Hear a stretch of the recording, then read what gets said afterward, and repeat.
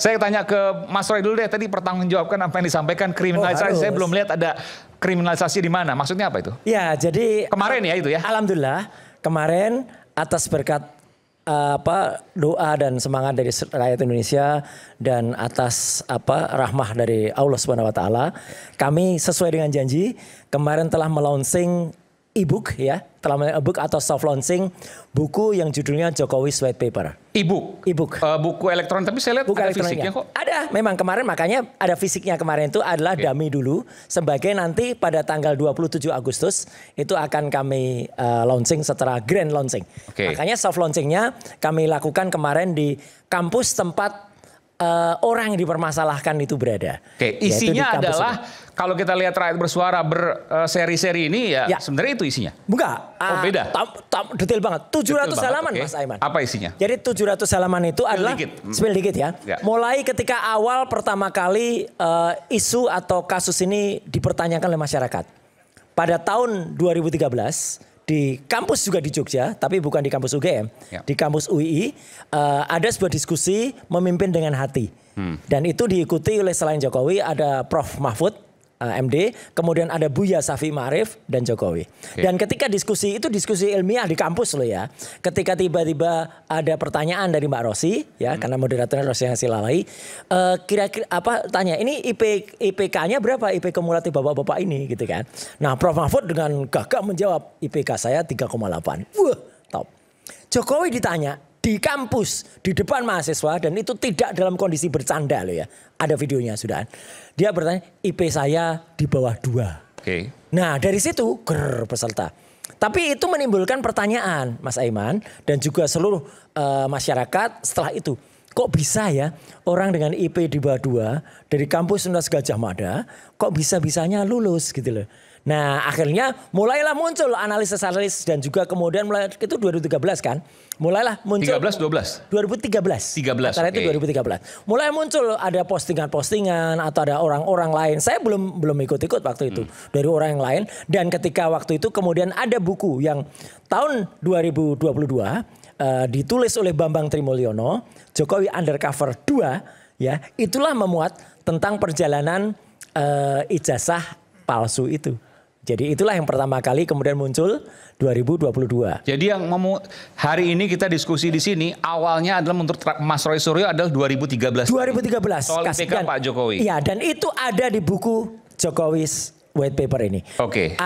Diskusinya seperti apa, foto kejadian faktual dari diskusi itu, kemudian pemberitaan di media mainstream juga ada, linknya juga. Jadi buku itu Mas Aiman, kalau saya nulis bukunya, buku itu memuat semua peristiwa termasuk link-linknya. Kalau ada video termasuk link videonya bisa diklik di situ. Apalagi kalau nanti di e-booknya kita langsung mentaut di situ. Detail, bahkan juga kalau ada rumus, kalau misalnya ada teori tentang ELA, error level analysis, ada analisis ELA-nya, ada program ELA-nya, orang bisa melaksanakan ELA itu juga. Jadi bisa ngetes. Jadi dari fotonya Bang siapa Sandi. Jadi si Sandi Utama. Sandi Utama itu bisa melakukan sendiri setiap pemirsa bisa itu. Bisa. Dari buku itu ada kemudian linknya.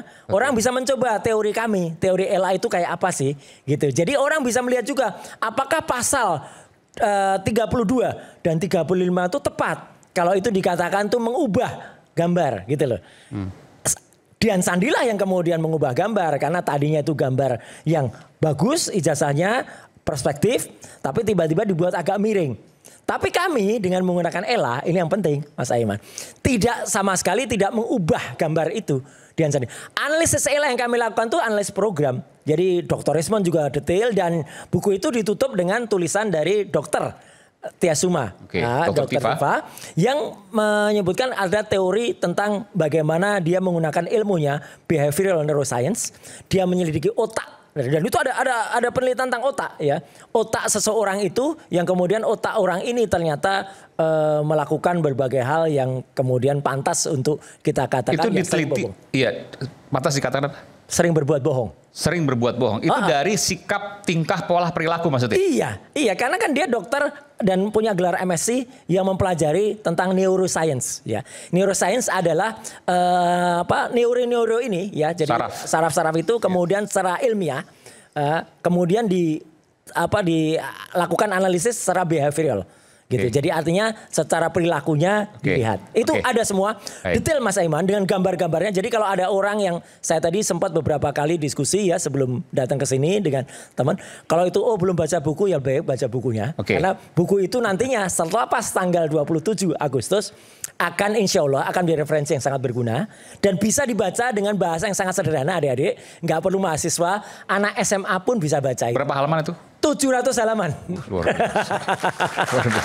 Kayak ini nggak main-main ini. Lebih dari skripsi dan tesis itu. Oh iya, jadi mewakili Dr. Rismond Hasilon Sianipar dan Dr. Tifa yang saat ini masih di Jogja. Ya, saya menyampaikan bahwa kami RRT, ya RRT itu Roy Rismond Tifa, ya. Karena ada orang mengatakan kok nggak RRC? Lah kalau RRC kan Roy Rismond Civa. Gitu. RRT itu bertanggung jawab penuh atas buku. Dan satu lagi Mas Aiman. Buku ini nggak ada hubungannya dengan pemeriksaan di Polda. Terlalu kecil pemeriksaan itu. Ya kalau kata orang Jawa itu sak kuku ireng gitu ya. Kecil banget. Buku ini jauh lebih lebar karena buku ini akan terus ada. Dan bahkan Mas Aiman, ini saya ceritakan pertama kali saya bersuara. Ya. Buku ini baru edisi 1. Nanti ada edisi 2, edisi 3. Dan mungkin saja edisi-edisi berikutnya itu akan mengulas orang-orang yang pantas itu dibedah kepalsuannya. Apalagi kalau dia pemimpin negara. Jadi jangan jadi pemimpin negara kalau suka palsu, suka bohong, suka pakai ijazah palsu dan bohong. Gitu. Bang Pitra mau bicara? Joker mau komentar silakan. Oh barangkali disabot kayak di UGM kemarin. Coba pakai ini, pinjam dulu Bang ya. Ya Bang Roy yang pertama. Tadi saya ingin menanggapi yang disampaikan oleh Bang Roy. Katanya kalau memang pemeriksaannya terlalu kecil, kenapa Mas Roy Suryo tidak hadir pada waktu pemeriksaan polisi di tahap penyidikan karena alasan penundaan 17 Agustus katanya. Iya lah ini kan termasuk launching buku kan termasuk kegiatan 17 Agustus. Iya artinya kalau memang itu kecil hadir dong. Ya kan? Kenapa nggak hadir? Udah jam nggak wajib hadirnya di pemeriksaan pertama. Saya besok pagi hadir. Clear kan? Mas Roy. Besok pagi hadir. Jam berapa? Besok pagi hadir jam 10. Jam 10. Bareng-bareng sama? Saya nggak hafal siapa. Mungkin kuasa hukum yang lebih hafal. Ya. Ada berapa siapa? Besok 3. Ada Bu Kurnia Triroyani. Ya. Bung Rizal Fadilah dan Roy Suryo Noto Diprojo. Ya. Jateng jam? Jam 10 jadwal. 10 baik. Di Polda Metro Jaya. Ya. Jadi jelas alasan kami jelas. Saya kebetulan juga wajib hadir karena ini adalah tahap penyidikan. Ya. Bang Aiman, kalau memang di tahap penyidikan ini terlapor tidak hadir, penyidik memiliki kewenangan untuk melakukan upaya paksa terhadap terlapor. Sebagaimana diatur dalam pasal 112 ayat 2 bahwasanya setiap saksi yang dipanggil tidak hadir dengan alasan yang patut dan sah secara hukum, ya, maka penyidik berhak untuk melakukan jemput paksa untuk surat perintah membawa saksi. Tapi besok datang. Jadi, katanya. Saya harapkan untuk Mas Roy dan kawan-kawan untuk hadir di tahap penyidikan ini. Karena ini sangat serius sekali. Apalagi saya dapat informasi ada Jumat Keramat di sini. Maksudnya? Jumat minggu ini? Ini kan pemeriksaan maraton nih. 12 terlapor kalau nggak salah. Iya. Jumat Keramat nggak Tam? Ini saya mendapatkan informasi. Nanti Jumat Keramat. Jumat pekan ini berarti ya? Ya nanti kita lihat. Siapa nanti yang akan dipanggil hari Jumat. Maksudnya tersangka? Nanti kita lihat aja. Kan kita nggak boleh mendahului penegak hukum kan gitu. Jadi informasi ini nanti dipastikan aja. Karena kan Bang Aiman wartawan. Wartawan lah yang lebih tahu masalah itu. Jadi Bang Aiman saya ingin tanggapi terkait dengan buku Jokowi White Fever kata aja gitu kan. Yang di launching dan sudah dimatikan lampunya di UGM ya. Bang ya, karena oknum itu malah justru sangat mempermalukan UGM. Seluruh Indonesia, seluruh dunia sekarang malah melihat ini gimana sih UGM. Oknumnya dari UGM maksudnya? Iya. Karena yang saya dapat Bang Aiman itu belum dibayar. Nah ini salah belum ini. Dibayar pun hanya DP saja gitu kan. Mungkin karena DP makanya dipulangin. Harusnya dibayar lunas dulu Bang Roy. Baru bisa melaksanakan kegiatan. Itu untuk lain kali apabila ingin melakukan launching buku secara final kan gitu. Ini lucu Karena hanya DP aja makanya dibalikin kan uangnya.